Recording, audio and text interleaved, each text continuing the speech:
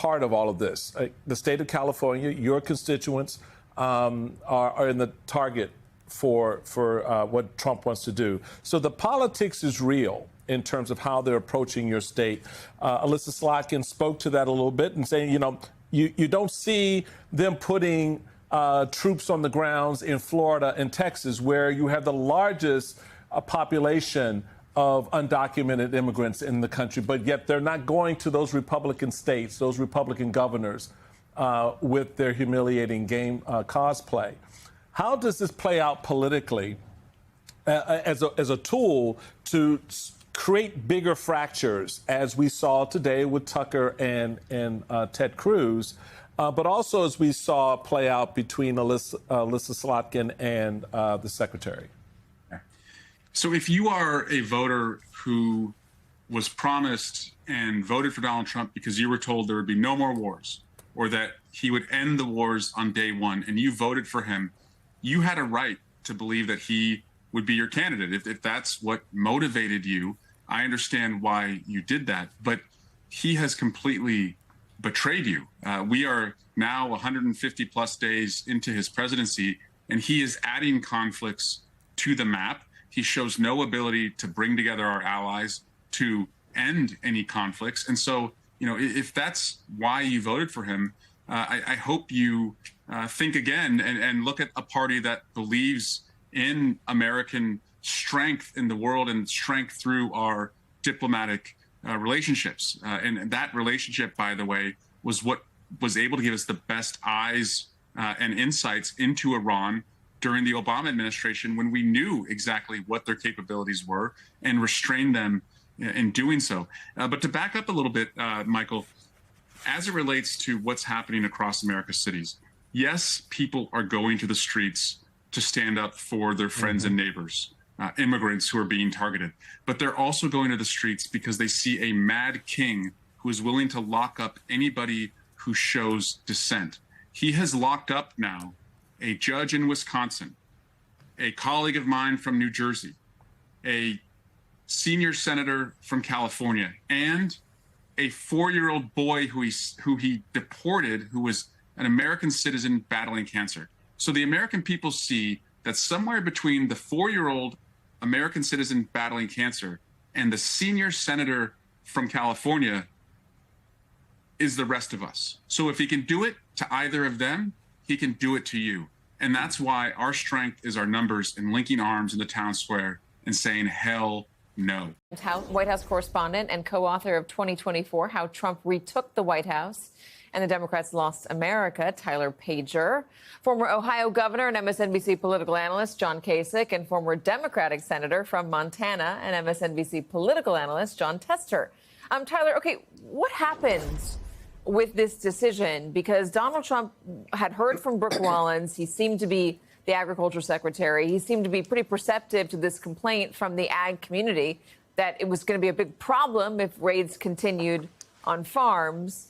But then all of a sudden, after a day, he was right back to allowing raids on farms and hotels and restaurants. What gives?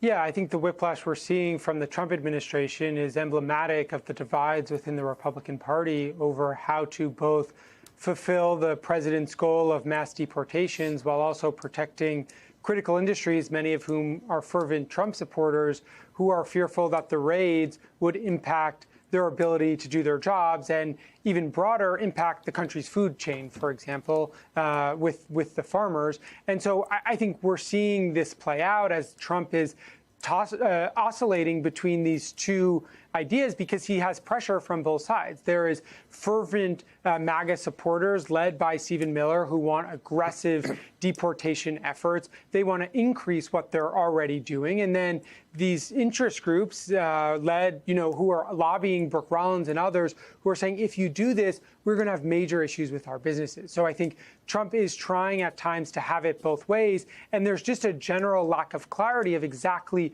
which policy they're following because of this whiplash. Yeah, and it's interesting because just like with the decision on Iran, this is dividing the coalition. And I just wonder how long he can keep it. The coalition is so uncomfortable in many places. How long can he keep it together? Senator, tell me what it means for the ag industry if they lose this workforce. Well, you don't get the work done, and food is perishable. If it stays out in the field, it loses its value, and it loses its value very, very quickly. So it not only affects the profitability of the person that's the farmer, but it also impacts food security. It impacts the food that's on the shelves and potentially has the potential of driving up prices, in this case for vegetables. But the bottom line is the work has to be done, and somebody has to do it. And right now, a lot of it is immigrant labor. And I think if this speaks to anything, it's the fact that we need an immigration policy in this country where folks can get in line, follow the law, pay their taxes, learn the language, and be able to become citizens. Because right now it's so screwed up that we've got a president that just wants to boot everybody out. When it started out, he was going to get rid of people who had committed crimes. And that crime wasn't entering the country illegally. It was actually a major crime. And now he just seems to be going in and just kicking everybody out. And it's going to have major impacts because the workforce isn't going to be there. I think it's interesting that you bring up immigration legislation, which has been tried in the past, never comes to fruition. But I wonder, Democrats running again for 2026, 2028, I wonder how you think, Senator, they should start framing the conversation on immigration, because Donald Trump very much won on that and is still winning on that. I mean, when it comes to the border, certainly less so when it comes to internal immigration enforcement. But Democrats don't have didn't have a winning message on that. You mentioned staying here, path to citizenship. Then you also mentioned learning the language. Do you see that being a part of this? That maybe if the Democrats start introducing legislation on immigration, that there needs to be a component of assimilation embedded into it? Well, yeah, look, as Ronald Reagan once said, what makes this country great is our immigrants. Unless you're Native American, your family lineage immigrated to this country. My grandmother did. She was from Sweden. I never heard her speak Swedish in my life. She was very proud of the fact that she was American and she spoke English. And I will tell you that we don't have that kind of ability to allow immigrants to be able to get in line and follow the laws and pay taxes and become part of America. I mean, and the truth is, it's costing this country, and the longer it goes on, the more it will cost, and the longer we have somebody who's coming in who's in the White House that just says, "Hey, we're just going to boot everybody out that doesn't look like me," that's a problem. Governor? Well, look, I think if the Democrats want to talk about this effectively, stories always are the best. And so, I think what you're seeing here is when they overstep, Katie, it's mean. I mean, Americans, by and large, say if you committed a crime, you got to go. I mean, if you committed a crime when you were here, you got to get out of here. If you have a history of criminal activity, you're going to go. But I don't think Americans want to take some farm worker who's out there, working hard for his or her family, trying to support, living in the community, paying some taxes, which they currently do. And I think whenever they yank these people away, it looks mean. And I know on the channel, they have had stories of where they were doing things that people said went over it just went over the edge. It was mean. And those things were reversed. In terms of what's happening with Trump now, there's a battle for his soul with one group of people in the cabinet administration versus another group that's outside, is political. At the end of the day, as president, you got to make up your mind what you want to be. And I think his best approach is to say, if you have criminal activity, you're going to go. If you've been law-abiding, the fact of the matter is we're not going to send people out. And I'll bet you'll see less activity of going out and trying to find these people in restaurants and farms because, as the senator knows, being a senator from farm country for a long time, those people. Senate Republicans released their version of President Trump's spending and tax cut bill this week, and Republicans are divided right now over the proposal's cuts to Medicaid. The Senate Finance Committee's version of the bill has tougher Medicaid work requirements. It also wants to lower the limit that states can tax hospitals from 6% to 3.5%. They want to do this by 2031. Some worry that that could deprive hospitals of funding, especially in rural areas. Let's bring in Dr. Mehmet Oz. He is the administrator of the Centers for Medicare and Medicaid Services. Thanks so much for being here. We really appreciate it. So Senator Josh Hawley of Missouri, Republican, he's one of the many Republicans, well, not many, he's one of the Republicans expressing concern over whether you want to call them cuts or reductions in growth, whatever, to Medicaid. Take a listen to what he had to tell Manu Raju yesterday. I'm surprised that the Senate has decided to completely depart from the House framework when it comes to Medicaid and the provider taxes. I was told we've got a fix on the provider tax issue. We're going to help rural hospitals. There's nothing in here for rural hospitals. In fact, what they're doing is lowering the provider tax to make it even worse. So it's like we're defunding rural hospitals in order to pay for extensions to the Green New Deal. Like, I don't get it at all. So the Congressional Budget Office estimated that more than 10 million recipients would lose their Medicaid benefits from the House bill. The Senate bill, at least the one that just came out of committee, would go farther than that.